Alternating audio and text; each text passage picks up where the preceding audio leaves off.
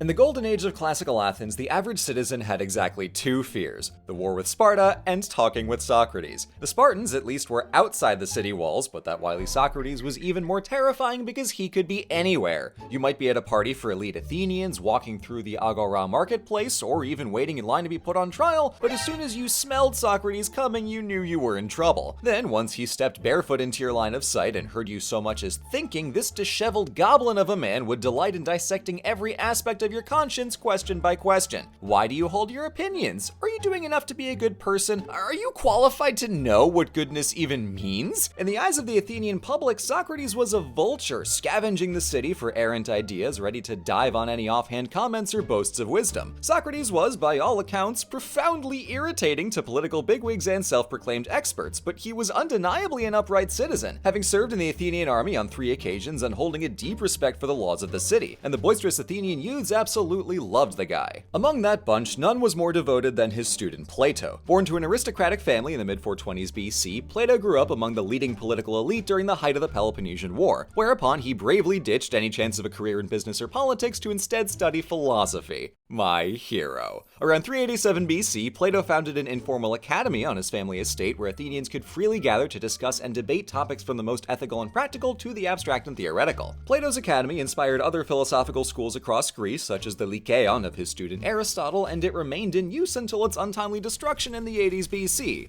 Long story, blame the Romans. Yet, like many a frustrated Athenian citizen, Plato could never escape Socrates, and Plato's greatest philosophical legacy lies in his Socratic dialogues, a collection of 30-odd philosophical discussions featuring his beloved mentor. These are not the first written works of philosophy, nor the first to ask big questions about the nature of the world and our place in it, but Plato's approach is so thoroughly systematic and wide-ranging in its treatment of ethics, politics, epistemology, and abstract concepts that we can rightly credit Plato with creating the analytical toolkit of Western philosophy, elevating it from a field of casual inquiry into a defined system of investigation. In short, the man is good, but more than anything else, it's the dynamic between Socrates and Plato which makes these dialogues so darn captivating. To see how, ascandume philosophia. Now, Plato had studied with Socrates for at least a decade before striking out on his own, and the instigating factor was Socrates dying. Because being a compulsive conversationalist wasn't a crime in ancient Athens, and neither was being annoying, but Socrates was such a profound pain in the ass that 3 Athenians brought him up on charges of impiety and corrupting the youth in the hopes of getting him exiled or killed. And Socrates was so stubborn it worked perfectly. They held a trial, he told them to piss off, they sentenced him to death, he drank the poison, and simple as that, he's on a boat to the river Styx. And after that rather traumatic experience, Plato's outlet for grief and at least a little rage was writing, codifying the memory of his mentor through the activity he loved most,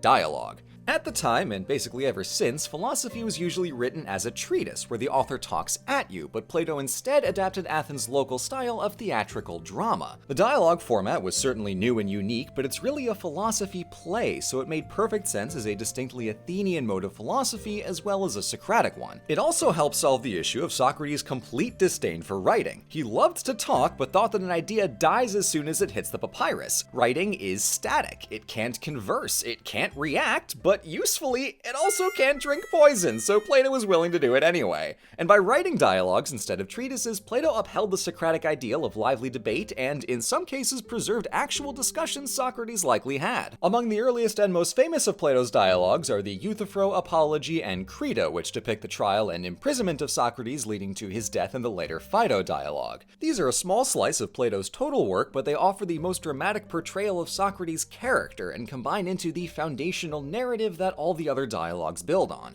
So what does Plato show us? The first dialogue in the series sees Socrates awaiting his trial outside the law court where he meets a man named Euthyphro who's prosecuting his own father for killing a murderer. He knows this is bold of him, but he considers it the pious thing to do. So Socrates asks, what is piety really? And Euthyphro offers some ideas, but Socrates keeps finding problems. So they end up going in a circle without landing on a solid answer. Critically, Socrates isn't being a mean-spirited contrarian, but genuinely wants to find an answer and is willing to defy conventional ideas to get at deeper truth. truths. But the dialogue also asks how Athenians have any right to accuse Socrates of impiety when they themselves can't even define it. This leads right into the apology, which is not apologetic in the slightest, but rather comes from the Greek word for speaking in defense. Here we listen to Socrates' arguments for his innocence against the crimes of impiety and corrupting the youth, as well as a general defense for his philosophical questioning that the Athenians are actually upset about. He compares himself to a gadfly biting a lazy horse, an annoying presence that's necessary to stimulate the Athenians to be better, and declares that even if acquitted, he'll never stop asking questions of people because the unexamined life is not worth living. After his defense, the 501-man jury finds him guilty, and this triggers a fascinating step in the Athenian legal process. After a guilty verdict, the prosecution and the defense each propose a punishment, and the jury votes again. This encourages moderation, so when the prosecution proposed death, the assumption was Socrates would request exile and most likely get it, but instead he doubled down, saying, "If you want to know what I deserve, I'll tell you what I deserve. Put me up in the Preddy and give me free meals for life because I'm doing Athens a service, and that's what I deserve."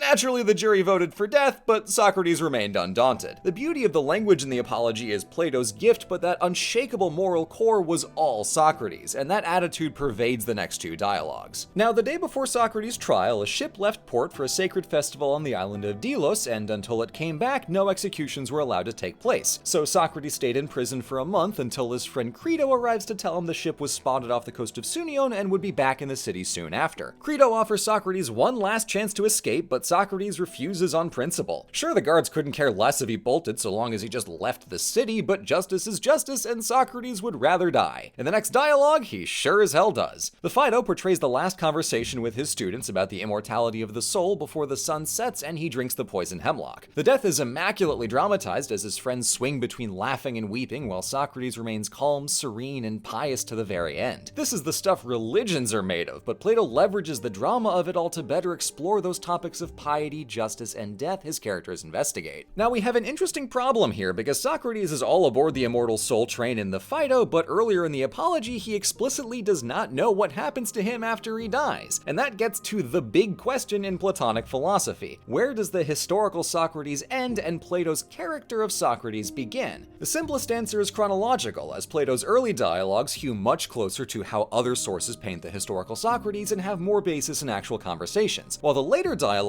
see Plato get more inventive, developing Socrates into a character that he can drop in any story and set loose. Early dialogues often have plausible context or full historical precedent like the trial, but middle dialogues like the Republic create whole scenarios and characters for Socrates to bounce off of. We can also distinguish the dialogues by what Socrates is doing in them. The early dialogues typically follow the format of some smarty pants declaring they know something about politics, religion, ethics, or the like, whereupon Socrates exercises carte blanche to ruin this person's whole career, systematically skewering their positions and leaving them as a confused, blubbering mess before carrying happily along with his day. This is the Socrates who Athens wanted dead. However, the middle and late dialogue shows Socrates offering ideas for a change, possibly in line with Plato developing his ideas and delicately weaving them into the texts. Socrates in the latter dialogues takes a more rigorously mathematical approach and has more interest in abstract concepts. He still operates through lines of questioning, but we can clearly see Plato's hand in this version of the character. Looking at the structure of the Republic, Book 1 reads as a standard early dialogue investigating the question of justice and ending with no clear answer, but in Book 2, Socrates puts forward his own definition, using the metaphor of a city's government to illustrate how justice works in a single person, and this discussion drives the subsequent 9 books of the Republic. After several tangents and extra philosophical scaffolding to support the main argument, the metaphor falls apart, but several key ideas make it through intact. Most significant being the theory of forms, the intangible ideals and concepts that govern the universe. These forms are reflected down into mathematics, the physical world, and then images. So this drawing of blue is an image of me, who is an image of humanity, which is itself an image of the concept of life. This is where we glimpse Plato's own philosophy. He never states it outright because he also believes that philosophy is a process rather than a singular truth, but he gives Socrates more and more ideas that survive scrutiny and convince other characters in the dialogues. Those ideas, taken on their own, form an entire corpus of thought that's gone on to inspire secular philosophy and Abrahamic theology for millennia. millennia. That all is plenty impressive, but it's not why Plato is the best philosopher. See, the dialogue format isn't just a cute recreation of Socrates' antics or a clever riff on Athenian theater, it's the only way to convey philosophy that meets the Socratic ideal. Plato recognized that text becomes fixed and static once it's written, so his strategy is to make the reader participate with him and Socrates and the other characters. When the Euthyphro ends without an answer on what piety is, that invites the reader to use what they've learned and try their own hand at it, so the dialogue continues in our minds millennia after Plato took his hand off the papyrus. The dialogues leave open questions, so as long as the text is read, the conversation remains alive as we craft our own answers. With the possible exception of Jewish philosophy in the Midrashic tradition, which is a beautiful communal exploration of the Torah unfolding over generations, almost no other Western philosopher does this. Plato's distinctly Athenian innovation is the best mode to convey philosophy, and I'm baffled this isn't the main way we do this. The craft of discussion and the process of investigating our ideas through questions gets us a greater understanding of real-world and theoretical truths. If we read a regular old treatise and just take an author's word for it, we're only coming at the idea from one angle, which then leaves some rhetorical flank exposed for someone like Socrates to rip it apart. But when we use the Socratic method to challenge our ideas, reconfigure, and strengthen them, that's when we approach real wisdom.